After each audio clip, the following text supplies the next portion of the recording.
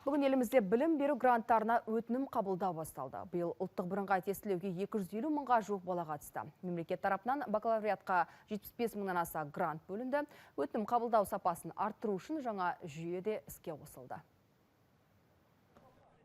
Таң сәріден университет қабырғасына келген үміткерлердің қарасы көп. Биыл тегін білім алуға ниетті жастардың саны айтарлықтай артқан. Орта есеппен бір грантқа 4 адам таласады. Мемлекет ұсынған бұл мүмкіндікті иелену үшін тек ұлттық тестілеудің нәтижесі жеткіліксіз. Кейде таңдалған бейіндік пән мен мамандық та шешуші рөл атқарады. Қабылдау таңғы 9:00-ден басталды.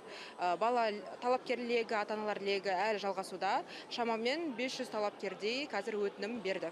Қазіргі таңда информатика, математика, бейіндік пәндерін тапсырған талапкерлердің саны да көп, гранттың да сұранысы көбірек болып жатыр.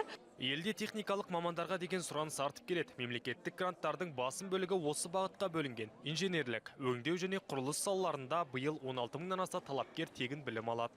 Таңдаған мамандығым автоматтандыру және басқару. Ол мамандықты мен өзім кішкентай кезімнен инженер саласына қызыққаннан және Қазақстанда инженер саласын дамыту мақсатына таңдадым. Білім беру грантына өтінім қабылдау 13 шілдеден 20 шілде кешкі сағат 6-ға дейін жалғасады. Ал конкурс нәтижесі 10 тамызға дейін белгілі болады. Ернұр Рысбай, Сержан Жұмабаев, Алматы.